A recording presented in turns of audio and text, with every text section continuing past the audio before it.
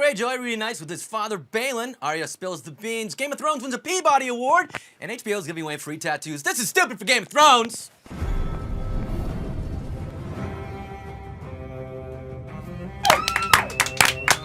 Yeah! Woo! We are stupid. We are stupid people for Game of Thrones. Woo! Welcome to Streamin Garage. This is Stupid for Game of Thrones, the show where we talk about everything we love and you love about Game of Thrones. My name is Sarah Penna. My co-host tonight is Bobjenz. Make sure that you follow us on Twitter at Streamin Garage, and most importantly, we have a brand new Facebook page that is dedicated 100% to Stupid for Game of Thrones. So make sure you go and like that. And also subscribe to us on YouTube, youtube.com/Streamin Garage. Good night. Oh wait, we got more to, we got more to do. Oh, we okay. have to actually do it? Oh, okay. Yeah, now we got a show. Okay. First things first. First things first. Let's talk about what happened this last week. I think we have some news to talk about. There's a raven! Wow. Dark Wings. Someone's gonna get clocked one of these I realize weeks. Elaine's been complaining the whole time she wants to throw that raven. Right. It's her big moment. I'm so glad. Well done. That was good. It genuinely surprised me, as you can see. Dark Wings, Dark Woods. All right, so what's the big news items we've got this week? So, I think the first thing to talk about and celebrate for HBO is that, season 2 premieres at an all-time high. It got 3.9 million total viewers. That's incredible. Which is almost as much as a lot of YouTube videos, so. Hey, there's that! But the increase over last year's viewership is incredible. 77% over last year's season premiere, and 30% over the season 1 finale. So the word is out, people. It's awesome. I mean, it's fun for those of us who are really into it. Right. Read all the books, watch season 1. It's great to see people kind of rallying around it, and I think last Sunday they got stuff trending on Twitter worldwide. Tonight they got a couple of things trending on Twitter worldwide. So it's really spreading, and even insofar as, people are actually getting tattoos. Getting tattoos. HBO, as a promotion, gave away, I think it was about 50 tattoos 50, at New York Ink, and they were giving away house sigils. So I think we're going to be talking to somebody who, later on in the show, that actually got one of these. So we have in front of us, I think you could probably find this on the internet, but they were doing the 5, you could get one of 5. It's the Lannister lion, the Baratheon stag, the Greyjoy squid.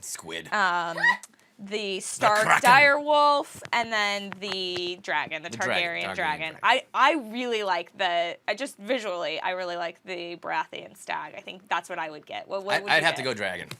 Yeah, the dragon. I'd have to go Targaryen. It's very cool. Fire and blood, people. That's what I'm talking about. Anyways.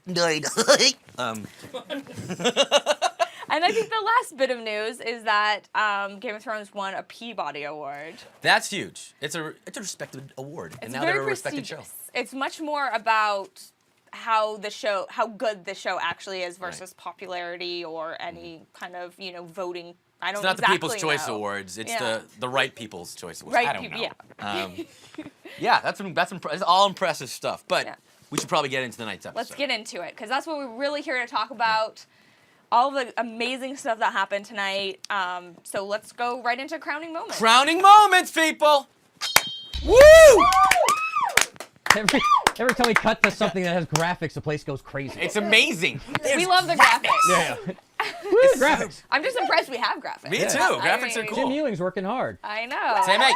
I think he's moonlighting when he has another job to do, and he's doing this at the same time. I don't know who his boss is, but he should get in trouble for this. All right, why don't you go first? Okay, so one of my favorite moments was when, and it comes a little later in the episode, but we're going to kind of go out of order, because we get very excited here, and we like to talk about things. And if you're watching the show, I hope you have seen the episode. So one of my favorite moments was when Tyrion sends Janos to the wall, because he kind of lures him in with this feast, and they're buddy, and Janos thinks he kind of gets away with things. We're both lords now. Yeah, we're lords. Oh, by the way, you're going to the wall, kid. Yeah. And then he just so smoothly and subtly, as Tyrion always does, kind of transitions into by the way, and calls out the guards. And Bronn, who's his sellsword, who's apparently like Batman now. He just appears. Yeah, he was just he was hiding in the cloak or something. I don't know, in the backdrop, and he just pops out of nowhere and sends him to the wall, and there's nothing he can do, and this is against Cersei's wishes, and Joffrey doesn't even know about it. So Tyrion's really coming in to King's Landing and taking care of business. He doesn't care. Yeah, he doesn't give a shit. No. Anyways, there's also in that scene though, you mentioned it earlier when we were talking before the show, a poignant moment when he asks Bronn, "Would you kill an infant?" And without question. Without question. And what does Bronn say? And he says, it wouldn't do it without question. I would ask how much. There you go. That's Bronn in a nutshell. And you can't really tell with Tyrion's reaction how he feels, but I don't think it was the answer he was looking for or expecting. I think he was a little disappointed in that answer. But Bronn is a sellsword. That's what that means. Right. You buy their sword. They don't care whose side they're on. Whoever has the most gold, that's who they get. How much? So, he's very mercenary, yes. So this episode is actually titled "The Nightlands," and in it there was a lot going on again. A lot of setup. I felt like there wasn't a lot of action. Phase of this season. A lot of character setup.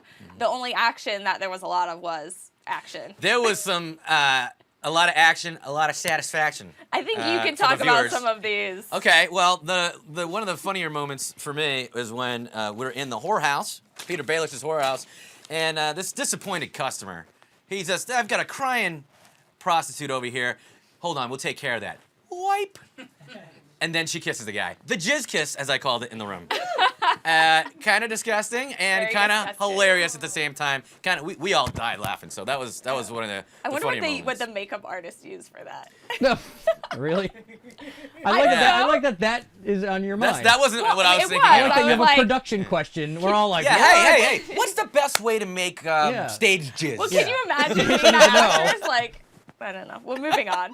Moving along! Something that's kissable, apparently, is what they use. Yeah. Hopefully. So big setup stuff. Samwell is at, they're over the wall now. What's going on with Craster's sons? The episode ends with Jon getting knocked the fuck out! Yeah, which was interesting because... Not in the books. That was not in the books. Yeah. So, a little bit of a deviation there. So I'll be interested to see how that plays out. But they have spent a lot of time at Craster's Keep in this series so far. I mean, 2 episodes of the Night Watch story of Jon Snow and Samwell's story have taken place in this one location. So it'll be interesting to see if they speed up.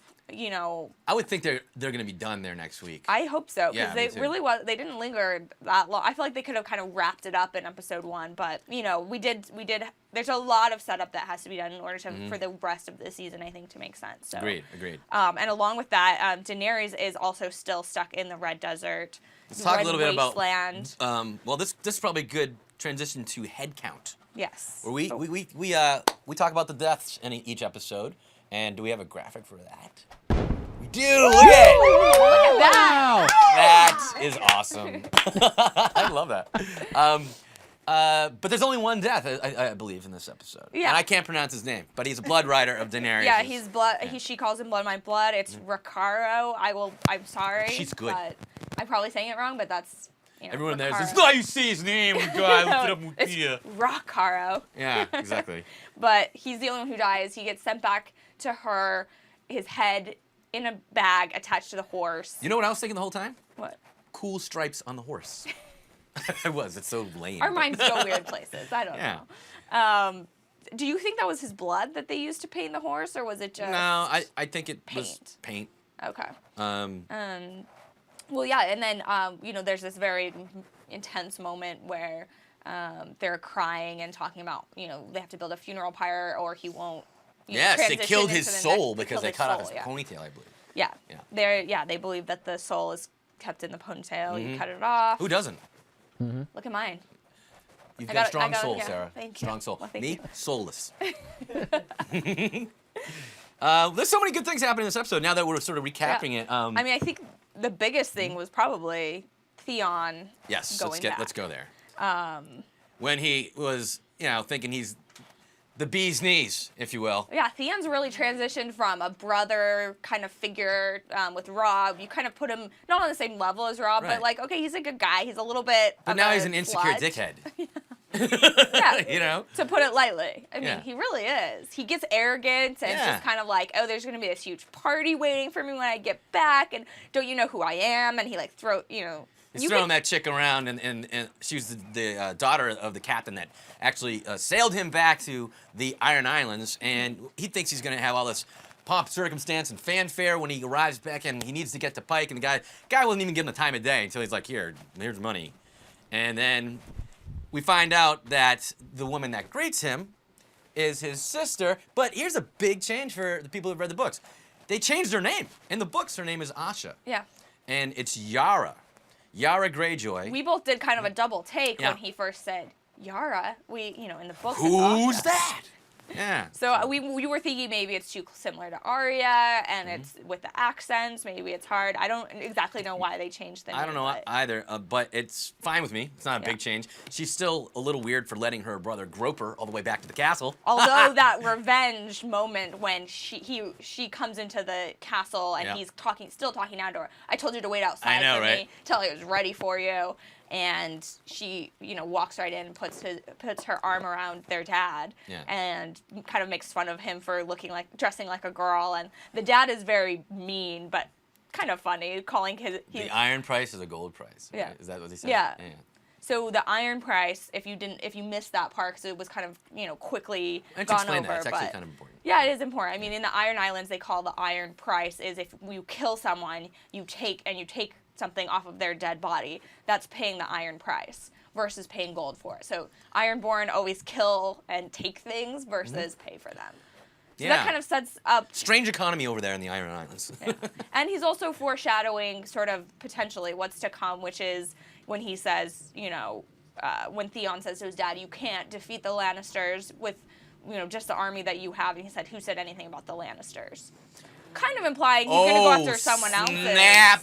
We don't know who. Yeah. I think everybody. He just Anybody. wants everybody and everybody. Yeah. We have a chat room question. Excellent. Since you just covered it, the Asha or Yara. Now that was right. We're not sure. Yeah. Different name. Does she look like what you expected? K8 Gens 13 would like Good to know on question. YouTube. Good question. Actually, no. Not even close. Not even close. I thought she was going to be hot. Yeah. I mean, in the book, Wow. Poor actress. Wait. I know, sorry.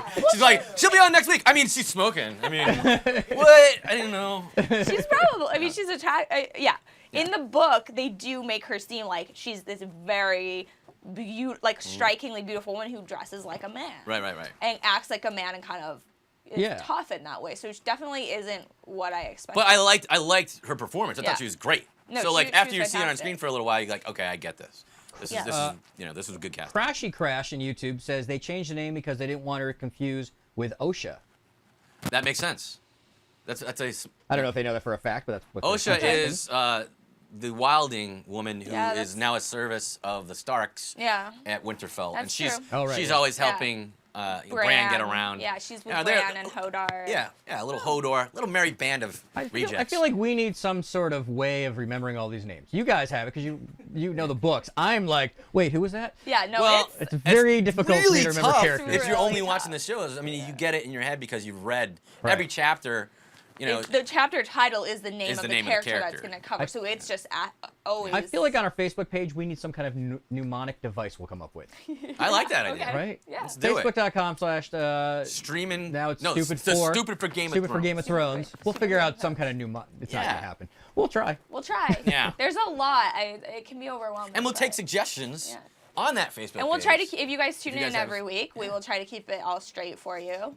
Yes, that's why we exist. Yes. That's why we have you two as experts. Okay, we're experts. Yeah. Because sometimes I might be like, this person wants to know that. You're like, that's not even a character. Oh, it was a joke. Never mind. Yeah. Like, I'm gonna see these names pop up in the Yeah. chat room, and I'm like, I don't know. I think that's actually pretty smart. The OSHA. Arya, Osha, Asha, it could Yeah, definitely it gets get definitely confusing. confusing. Yeah. No, I definitely had to go back to Wikipedia a couple of times reading the books with some of the Oh yeah. the characters who don't have chapters dedicated to themselves and look up. Wait, who was that? What was that? Right. This Well, is especially too when you long. get if you get Far East. I can't read those. Yeah, no. We got introduced to one character who has an interesting name, Salador San. Salador San. I loved this scene.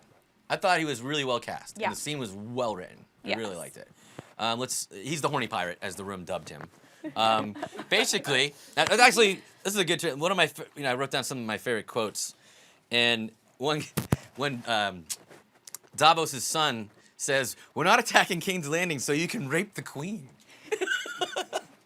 I got a good chuckle. Maybe not as funny now that I say it out loud, but it was a chuckle when we watched it. Well, I think it's such a ridiculous request. It's like we're trying to conquer a kingdom, and all he's thinking about is having sex with Sarah. But I like that at the end, he's like, I can promise you the money, I can promise you the glory. I can't promise you the I glory. can't promise. And he's like, let me Let think me about think it, about dude. Yeah, and he's like, you have ethics, you pirate. I can't believe you saying that to Davos. By the way, in case people are tuning in, that's our Raven who gives us the news. It's like, what's that Tribble is that doing on thing? here?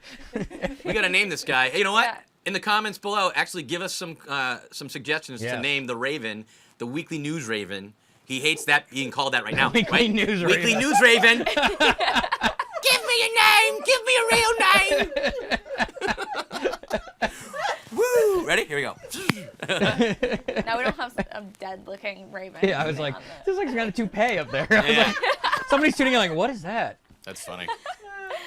Would you have any more questions, or should we talk about some of our favorite? No, quotes? you guys keep going. Okay. If that's okay, I'm gonna when interject you're with- talking about something, I'm gonna interject with the chat room as they're saying the same thing you guys. What are about the saying. quotes? We had more Yeah, quotes. I definitely. One of my favorite quotes came from Littlefinger, who had, or Peter Baelish, to help you keep the name straight, because some people have two names too, which adds to the the confusion a little bit. Yeah. So Littlefinger, or Peter Baelish, he's talking. And he's saying, sometimes those who have the most power have the least grace.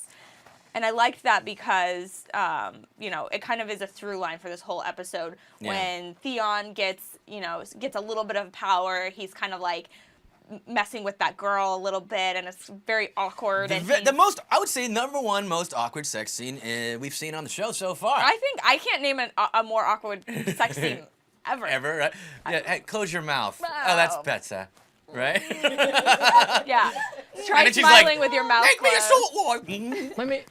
Are any of these sex scenes actually advancing plot, or are they just thrown in? Well, Are the books? Are they this much in there? Yes. Yes, Okay. Yeah, and very much so. one of the sex scenes in particular tonight definitely advanced the plot. You just don't know yet. Right. And that scene was with Melisandre and Stannis. They didn't explicitly say in the books that they don't have that description Yeah, of they that don't say act, like they had but sex it's- on the table. It's implied. Yeah, that That, seemed like you know. that was gonna. That seemed like that was gonna lead to something.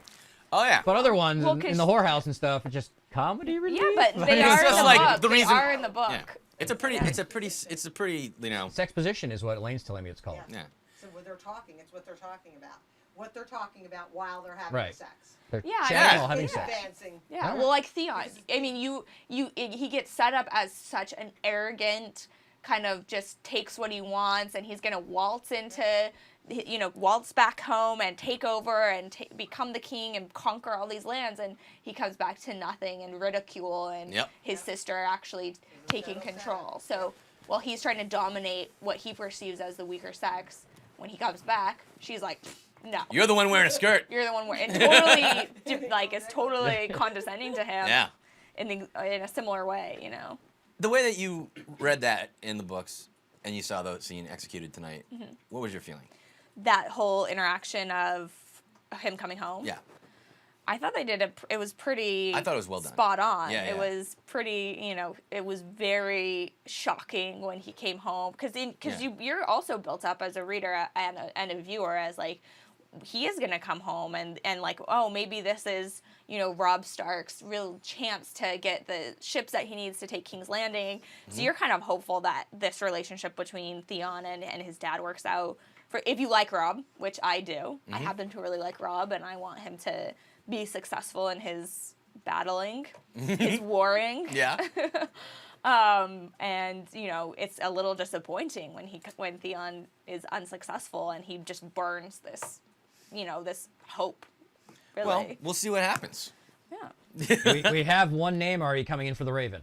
Okay. Okay. Michael Midnight wants to say Sarah. mix of the cool hosts. S-A-R-O-B. Sarob. Like, that would be like a Sarah celebrity and Bob. name. Sarob. Sarob. Sarah the Raven. It's gonna be Try a to vote. beat that in the comments below. Yeah. So that's the name so far. We'll call it that until, what? Edgar. Edgar? Oh, I like Edgar. Edgar Allan Poe, sure. Oh, okay, all right. That's a good one. You have to be so clever, Joe. But back to the show. Sorry. No, I'm trying to figure if there's any other more important parts.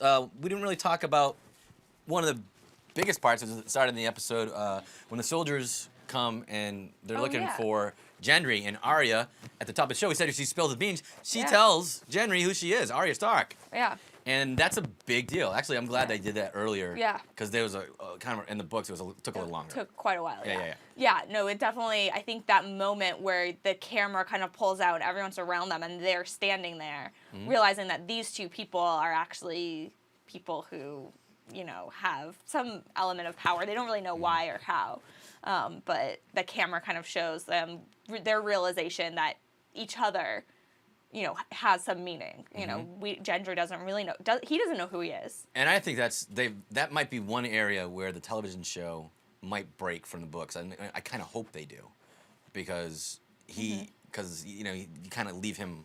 Yeah. He's the son of the king. Yeah. He's got to find that And out. everyone else, the other bastards have been killed. Yeah. He's the only one left. They're as setting far it as up. we know. They're setting it up. So that was definitely an interesting one. And another one of my favorite quotes was the gold cloak saying, you know, I'll be back with more men and I'll be taking your head along with it. Yeah. Very kind of menacing, and we're going to get this, you know, this kid, even though you don't know who he is. And I like him because he's like, I don't care, you know. What's his name? The guy from the wall. I forgot. The guy who's taking them all back, from King's Landing. See, this is why we need this on the Facebook page. Yeah. Even we... No, hey, if you guys are watching the show right now, I mean, you guys can help us out. Yell with at this us for not knowing. Commenting. But he's great, and he definitely, you know, he definitely is protective, and he gets it. He's like, I love that too about the, you know, the men of the wall. They don't partake in any of the wars. They can't get political. So he's like, I don't care who you are. And I think one of your favorite lines was when he holds the knife up to his And he goes, crotch. what do he say? He says, I could shave a spider's ass if I wanted to. Yeah, that was pretty awesome. Oh, and then another good line was Tyrion saying to Cersei, "I'm not Ned Stark. I understand how this game is played." That's you know, that was a big line they used in a lot of the promotion. Yeah. But I didn't know the Ned Stark part of it. Yeah. You know what I mean? It was pretty impressive. I think the strongest lines in the first two episodes, I'm really impressed where they went with the Theon thing today. I feel like that was a very strong through line right now. Yeah. Stannis through line with Melisandre took a big old turn today. Yeah. And that was all really well executed. But still so much setup in King's Landing. Yeah. We need things to start happening. Yeah. Well, they did a little preview at the end. Exactly. It seems like there's a lot of action. Yeah. There's going to be some blood next week. Yeah. Yeah, I think we're gonna have a more robust head count next week. Yeah. So last week we don't even know how many bastards killed, right? Maybe like 4 or 5, you know. Yeah. And then this week we just got the 1. Next week, over under 1. Let us know in the comments below. What did you think of when Melisandre and Stannis were having sex and all the kind of chess pieces of where they were placing the war territories were falling on the ground? Do you think that? You mean some sort of symbolic sort of thing? Yeah. I was just watching them have sex. Okay, fair enough. By the way, we have an answer. Yoren Yeah. says Hashhola 27. Hashhola, just Hashhola on YouTube. Okay. Thanks, Hashhola. Thanks, Hashhola. Yeah, there you go. I don't know if that's the same guy, actually. Here's another question for you, book smart people. Okay. That's Quarren. From K8 Gens 13. What do you think about the age difference between Arya and Gendry? Weren't they closer in age in the book? Oh, I don't think so. No? No. The age is interesting because Daenerys is supposed to be like a young teenager, and she looks a little older. You know what I figured out, I think, is that I think it's 2 years about difference, because I'm pretty sure they don't name you until you're 2 because they think you're going to die. Oh, right. You know what I mean? Most kids so die. like if she's your name 14, day she's isn't your actually birthday. 16. You know what I mean? Okay. Yeah. Okay. I think they represent it pretty well. He is older. He kind of like roughhouses with her and teases her like a little sister. Yeah. That's the dynamic in the book as well. I kind of pictured them about that age difference. She does look really young. He looks younger than last year. The way they've sort of dressed him up. Oh yeah. I kind of feel like he feels. He's a little less bit younger. less maybe dirty from working in Right. the Yeah. I don't know, but I think that they did it pretty accurately actually. Yeah. You got any other questions? Nope, keep going. Okay, keep going. All right. Nope. They're not a lot. I mean, again, this was a big setup episode. I think next week you're gonna see some storylines really kind of quickly getting progressed. Yeah, I think so too. But we did get.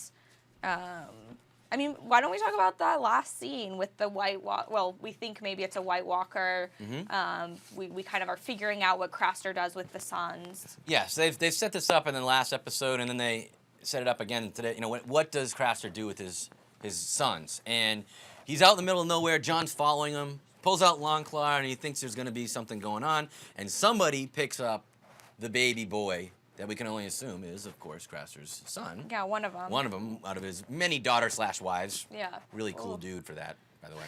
There's a lot of incest. Nothing says Game of Thrones fun like incest. I mean, like every week. Yeah, I mean. Anyways, Theon's got his hands down his sister's pants. It's a family-friendly show, literally. But yeah, I mean, that's what we think is going to be happening because they haven't brought in any White Walkers, and that was the very first scene in the second season. Of the first season, and I had never read the books, and that was the first scene I saw. I'm like, this show is awesome. So they got to. I think that they have to address it this season that they're looming. That's the real danger. They're out there. Well, we keep hearing, the winter is coming. Winter is coming. The Raven comes from the wall, and they're asking for more men, and Cersei says, no, they'll do fine. And she kind of actually laughs it off, saying, you spend one day at the wall, or 1 week at the wall, Tyrion, and you already were believing in all these Grumpkins and snarks. Grumpkins and snarks. And she doesn't even believe that they exist and that they're a real threat. But the winter is coming. It's getting colder. That's generally, that signals White Walkers. But they've had this long summer. It makes you wonder just when in the series they are going to have a larger awareness of the fantastical elements that are part of the show. Yeah. Well, the dragons. The dragons are, but that's Far East, and those rumors waft back west eventually. Yeah. Dragons, the comet in the last episode. Yeah, the comet wasn't addressed again in this. It was kind of left. They might just use that maybe sporadically throughout the season. I don't know.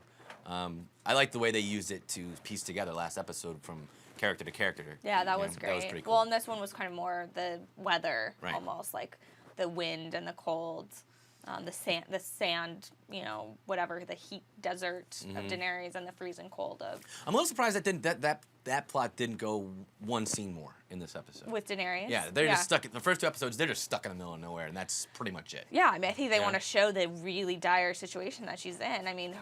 She's looking worse in this episode even. Like, her lips are more cracked, her face is more kind of sun-beaten, and she's looking pretty sickly, and people are dying, horses are dying. She's not in a good place right now. And the one, person who has come back from where she sent him is his head's chopped off. Beheaded. And she's not doing too well. Okay, do you guys think we have we're able to talk to this guy who's got one of these Game of Thrones tattoos? I am trying. We had him, but his calls are failing. Hold on. Absence of Joffrey. Yeah, so absence of Joffrey on Ranker. Yeah, this week. Okay. This week we did a ranker list. Elaine over here did it, and it was Joffrey's most evil moments. He was notably absent from this episode, but he was quite evil in the first episode. Oh, absolutely. And every time he appears, he's evil. Yeah, and again, Jack Gleason, remember his name from last week? You'll remember. The kid's good. He's playing that role perfect. Yeah. That's great casting, great acting, good writing. He has those cold eyes that Yep. he just looks at. He looks pure evil. He can do that kind of like, you don't know what I'm gonna do. I'm just afraid he's gonna hit puberty. Like it started seeing it. That last week, the episode was like, oh, I can see that Peter Brady moment coming any day now. Gonna get squeaky and. Well, let's Yeah. All right, I think we have him. Nope. This call keeps trying to come in. It keeps getting rejected. Aw. Well, do we have a show picture? Yeah, show the Yeah, we have tattoo. a Let me keep picture. trying to Check call this him. out. Sorry. Here we go. Wait. Other party has a problem with sound devices. See, it's not us. That's not the picture That's at all. the- That's our opening. That's We our love the opening, but we've already seen it. Do we have to cheer every time we do that? Yeah. Yay! There we go. And It's that's over. it. It's over. He You got That's the odd. Starks. That's really cool. Yeah.